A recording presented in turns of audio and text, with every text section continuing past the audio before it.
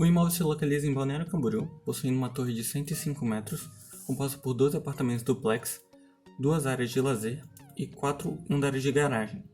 Em cada apartamento tem-se cozinha, área de serviço, dependência, banheiro, sala de jantar, sala de TV, lavabo, hall, a escada para o segundo andar, sala de estudo, jantar social e estar social. E no segundo andar é onde ficam as 5 suítes. Por fim, ele ainda consta com 2 salas comerciais, bicicletário, um jardim e recepção. E agora o Matheus ele vai falar sobre os cálculos que foram feitos para esse empreendimento. O dimensionamento do reservatório. No consumo diário, contabilizou-se 12 pavimentos tipo, da qual cada dormitório é indicado para 2 pessoas, possuindo 5 dormitórios mais o dormitório com dependente, ficando assim 11 indivíduos. O consumo diário abordado para apartamentos é de 200 litros dia, sendo assim o resultado de 26.400 litros de dia. Foi constatado que haviam 2 salas comerciais de mesmo tamanho e foi indicada uma quantidade de 5 pessoas pela área total, e uma sala comercial diferenciada, sendo indicado 20 pessoas pela área total. O consumo diário das salas é de 50 litros dia, resultando assim num consumo diário de 27.900 litros dia. O empreendimento é localizado na cidade de Balneário Camboriú e o consumo diário é calculado para uma base de 3 dias por causa do alto consumo de água da cidade. Sendo assim, ficou em 83.700 litros dia. O volume do reservatório superior representa 40% do consumo diário normal, possuindo também uma reserva técnica de incêndio de 20.000 litros, devido ao fato do empreendimento ser de risco leve para incêndio e possuir área total entre 10.000 e 25.000 metros quadrados. A capacidade do reservatório inferior é calculada através do consumo diário para 3 dias menos a capacidade do reservatório superior. Sendo assim, o volume total dos reservatórios é de 103.700 litros. No dimensionamento dos reservatórios superiores foram utilizadas as seguintes dimensões: 5 metros de comprimento, 4,5 metros de largura e 70 centímetros de altura. Para o reservatório inferior foi 4,8 metros de comprimento, igual para a largura, e 3,2 metros de altura. O cálculo do alimentador pedial foi calculado a sua vazão através do consumo diário dividido pelo tempo do dia em segundos multiplicado por 1000, obtendo assim a vazão de 0,003229117 metros cúbicos por segundo. E o diâmetro do alimentador pedial foi calculado através da raiz, que engloba a vazão, multiplicado por 4, dividido por π, multiplicado pela velocidade, obtendo assim um diâmetro de 20,28 milímetros, tendo que utilizar um diâmetro comercial de 25 milímetros. O cálculo da vazão do recalque aborda o consumo diário dividido pelo tempo de funcionamento diário das bombas, sendo 0,01722 metros cúbicos por segundo. Já o seu diâmetro é calculado da seguinte maneira: 1,3 que multiplica a raiz da vazão, que multiplica a raiz quarta do tempo de funcionamento diário das bombas, dividida por 24, obtendo um diâmetro de 35,5 milímetros, no qual se utiliza o diâmetro comercial de 40 milímetros.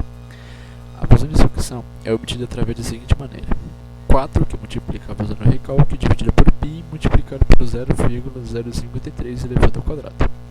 O diâmetro comercial adotado para a sucção é de 50 milímetros. O cálculo da potência da bomba é feito através da seguinte maneira: a vazão de recalque que multiplica a altura total manométrica, dividido por 75, que multiplica o rendimento da bomba. Agora, o consumo máximo, a tabela de consumo máximo provável. A primeira coluna determina os trechos. A segunda coluna se calcula o somatório de peso das conexões presentes em todo o empreendimento. A terceira coluna é calculada a vazão dos trechos, que é 0,3, que multiplica a raiz do somatório de peso do trecho. A quarta coluna é determinado o diâmetro a ser adotado na tubulação do trecho, ao qual se obtém através da régua que representa os diâmetros e vazões em função dos pesos. Em quinto, é calculada a velocidade do trecho, onde aborda a velocidade, que é igual à vazão dividida pela área. Em sexto, é calculada a perda de carga unitária através da sua fórmula, que é de 8,69 vezes 10 elevado a 6 vezes vazão elevado a 1,75 dividido por diâmetro elevado a 4,75. Em sétimo, é obtido a diferença de cota através do esquema vertical. Em oitavo, é adotado 1 kPa para a pressão inicial do trecho que é ligado à caixa d'água, já os demais utilizam a pressão residual do trecho anterior. Em nono, é calculado o comprimento total, igual ao comprimento real da tubulação mais o comprimento equivalente das conexões. Em décimo, é calculada a perda de carga dos trechos através da perda de carga que multiplica o comprimento total. Em décimo primeiro, é calculada a pressão residual através de sua fórmula, onde é igual a pressão inicial mais ou menos a diferença de cota menos a perda de carga.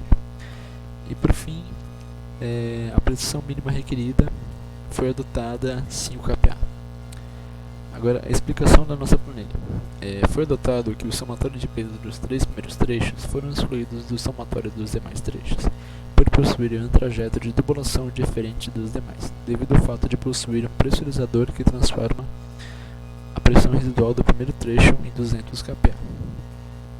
A partir do trecho caixa d'água, apartamento 9, foi adotado o somatório de peso de todos os demais andares, sendo esse o primeiro trecho.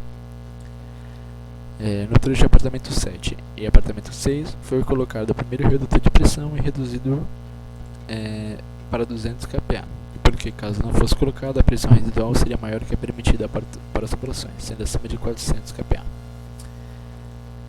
No trecho apartamento 4 e apartamento 3 foi colocado o segundo redutor de pressão, devido ao mesmo ocorrido nos apartamentos 7 e 6.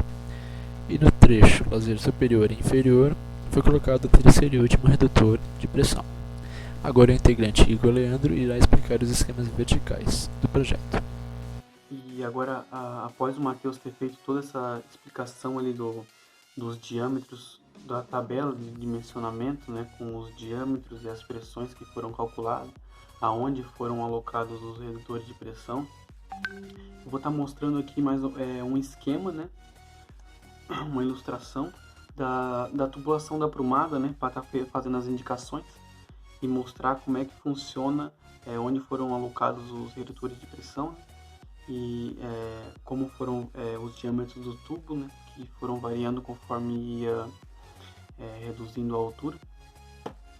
Então vou estar mostrando aqui esse esquema, né, e só para dar iniciar aqui na parte do alimentador, né, o sistema de abastecimento público, né, vem no cavalete que é provido do registro, né, do hidrômetro, na verdade, para fazer a medição.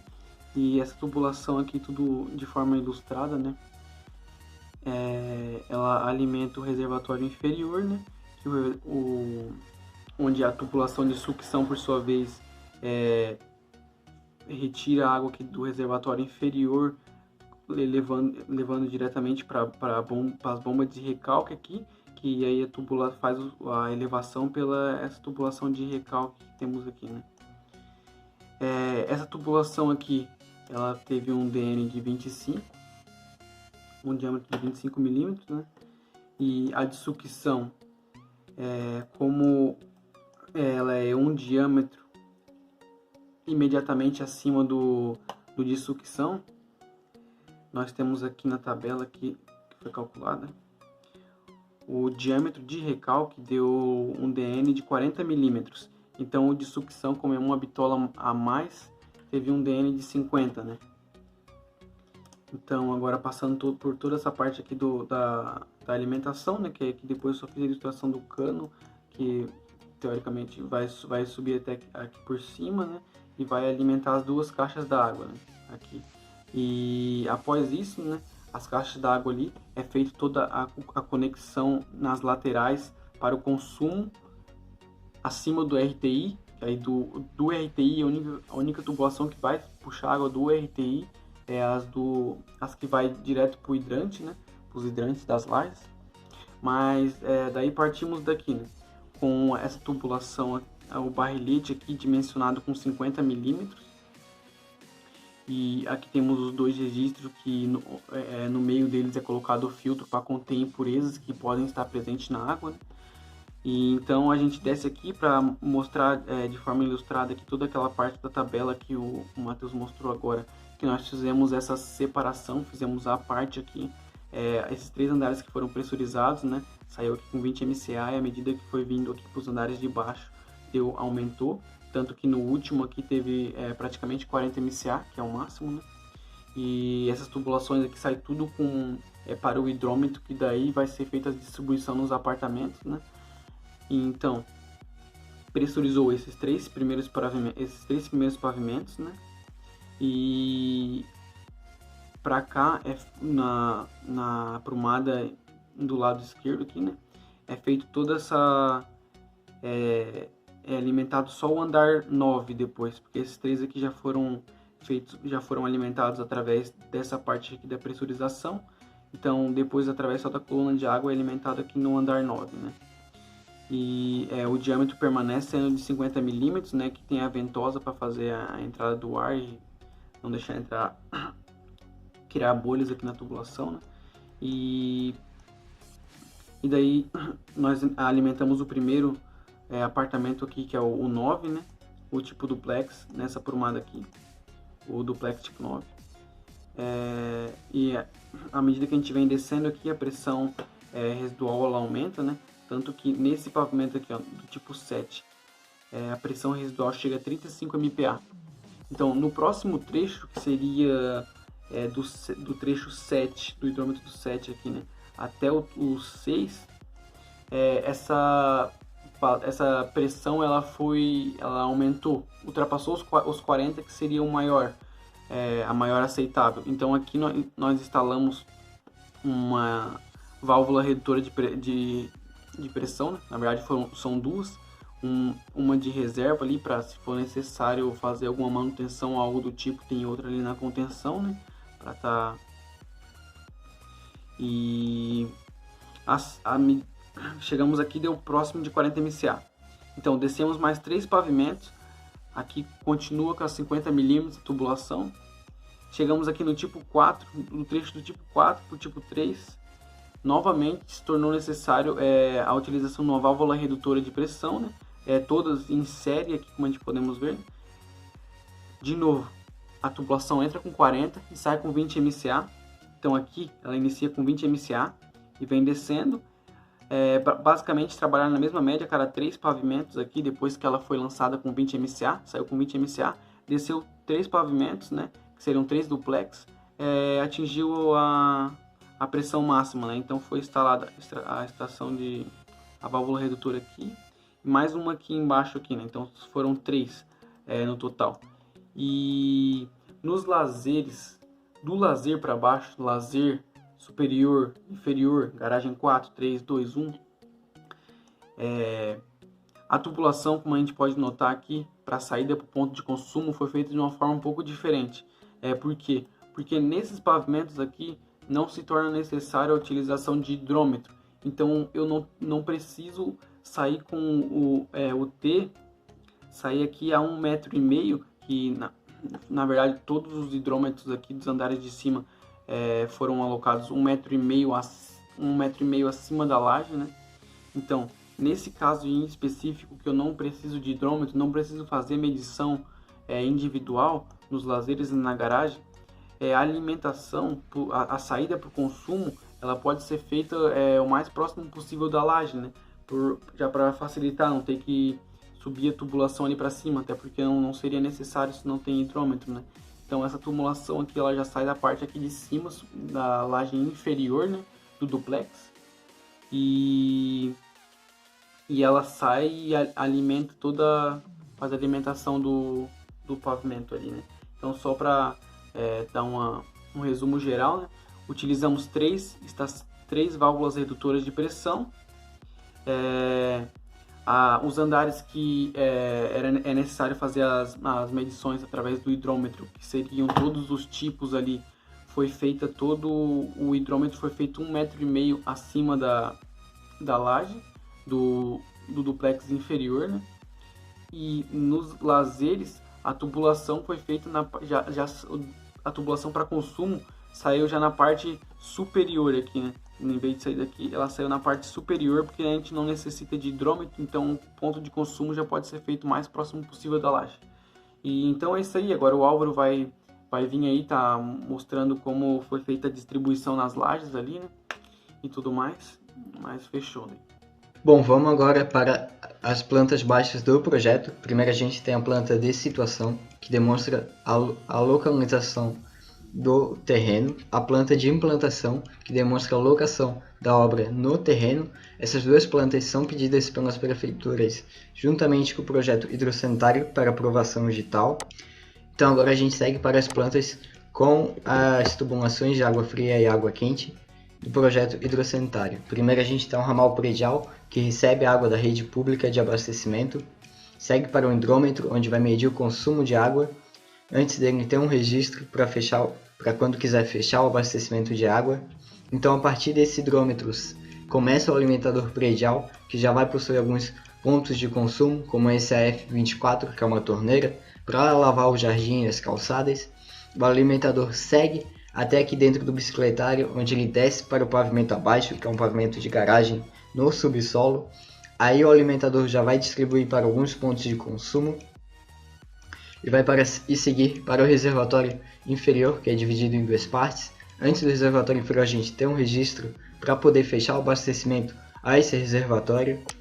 Aí do reservatório inferior a água segue para a bomba, que vai fornecer aí uma potência para a água subir pela coluna de recalque até o reservatório superior. Essa coluna de recalque vem desse ponto, sobe até a laje e faz esse desvio horizontalmente até esse ponto para poder subir verticalmente direto até o barrilete abaixo do reservatório superior, onde ele se divide em dois para poder já alimentar o reservatório superior e seus pontos. Já que o reservatório superior é dividido em dois, então ainda no reservatório superior a gente vai ter dois pontos de consumo de água fria, que vai ser as colunas de distribuição. Já no barrilete aqui embaixo elas se juntam para se tornar uma só. Então vem para os pavimentos abaixo. Aqui é o pavimento tipo térreo, que é igual ao pavimento diferenciado térreo, em questão de projeto hidrossanitário. Então vamos lá. Primeiro vem com a coluna de distribuição, que vai levar água até um hidrômetro, aqui no pavimento térreo. Desse hidrômetro a tubulação volta para a laje e faz a distribuição horizontal por todo o pavimento. Essa distribuição horizontal leva água fria até os pontos de consumo, como um lavabo. Esses pontos de consumo aqui eles vão subir para o pavimento superior, vem para a cozinha, vem para o banheiro, vai para a lavanderia e vai para um aquecedor de água a gás. Esse aquecedor de água vai dar origem à água quente, que vai ser distribuída horizontalmente também pelo pavimento, assim como a água fria. Essa água quente vai até os pontos de consumo, também sobe, e aqui no pavimento superior a gente simplesmente tem os pontos de consumo, já que não é feita a distribuição na laje desse pavimento, já que está logo abaixo, então ele simplesmente sobe pela parede e chega até os pontos de consumo, onde a gente tem aqui banheiros. Então, agora a gente vai para a planta do pavimento de lazer no térreo, onde novamente se repete aqui o esquema da coluna de distribuição, que vai para o hidrômetro, e acontece a distribuição horizontal da água fria pela laje. E essa distribuição leva novamente para os pontos de consumo. Aqui, por exemplo, a gente tem essa F7 que vai ser uma torneira para lavar o jardim aqui em volta. A gente vai ter ponto de consumo para esses chuveiros, para a piscina e para os lavabos e banheiros aqui do pavimento. Também é levada água fria até o aquecedor de gás, que transforma em água quente, e acontece novamente a distribuição horizontal agora para os banheiros e para os chuveiros. Aqui no pavimento de lazer superior a gente tem os pontos de consumo, que são simplesmente os banheiros e os lavabos. Então agora a gente vem aqui para a garagem, que sai água da coluna de distribuição, passa por um registro e leva para alguns pontos de consumo, que são torneiras para a limpeza do pavimento. Aqui novamente garagem, o mesmo que o anterior, e vem para o pavimento térreo, onde passa por um hidrômetro, faz a distribuição horizontal, passa por um aquecedor de água, faz a distribuição horizontal de água quente para os pontos de consumo, que são 2 lavabos e esse conjunto de banheiros. Agora a gente vai seguir para o Roberto, que vai apresentar as vistas isométricas e os pontos de consumo. Bom pessoal, então agora eu vou estar aí falando a respeito das vistas isométricas, né, que foram feitas, começando pelo lavabo. Então assim, a partir de toda a planta baixa a gente vai saber a prumada, então ela vai estar numerada na planta baixa, e na vista isométrica, quem for executar o projeto vai olhar aqui, então a gente sabe que no lavabo essa prumada está vindo pelo forro, caso na linha azul aqui do cursor, e descendo nessa região aqui, no caso da prumada F23 de água fria, né. Aqui então um lavabo, onde a gente só tem um vaso sanitário e uma pia. Aqui as cotas do ponto de consumo, junto com a altura e as conexões. Aqui a parte do banheiro da empregada. Como no banheiro da empregada a gente só tem o chuveiro elétrico, então a gente não precisa de abastecimento de água quente. Então aqui mesma coisa, ó, a gente tem a indicação da prumada, a descida da prumada, as conexões, todas as cotas internas dentro dos ambientes, a altura dos pontos que terão que ser deixados, que no caso aqui é 20. A gente tem a cozinha. Na cozinha então a gente já vai ter o abastecimento de água quente, então as prumadas indicando o diâmetro da tubulação que desce, as conexões. Aí aqui são 2 pias, né? A área de serviço, que daí no caso seria somente para o tanque, junto com a indicação da prumada. E aqui a parte do aquecedor, né? Como a gente pode ver na planta baixa, o abastecimento de água quente, então ele vai estar vindo aqui, e o de água fria ele vai passar aqui por essa parede que vai subir para lá de cima, no caso, né. A gente tem a parte dos banheiros daí, tanto o banheiro da suíte 1, que daí no caso a prumada tá vindo de baixo, né, da parte inferior do duplex subindo aqui. Então ela vai subir, fazer todo esse caminho aqui, descer. Aqui tem um misturador que vai pro chuveiro, né? E daí aqui embaixo ela desce tanto pro vaso sanitário quanto pra pia. Os outros banheiros vão se repetir, praticamente só muda a prumada no caso, né? E aqui a gente tem o banheiro da suíte master, então finalizando, que também é a indicação das prumadas, né? Aqui de água fria e água quente. E a diferença é que no caso ele tem a banheira. Então ele vai estar vindo pelo teto aqui, descendo aqui a de água quente e a de água fria. Vai se dividir aqui um T tanto para abastecer a pia e o outro para ir lá para a banheira, né? E aqui também é a mesma coisa, tanto para o vaso e da pia. E daí aqui no caso na banheira, a gente optou por colocar aquela banheira que tem um misturador, e daí no caso a gente tem um único ponto só que vai abastecer a banheira, né? Então esse basicamente foi o nosso projeto então de instalações prediais 1, na parte da M1. Toda a parte de dimensionamento das tubulações, além de toda a distribuição para todos os pontos de consumo, e além das vistas isométricas também.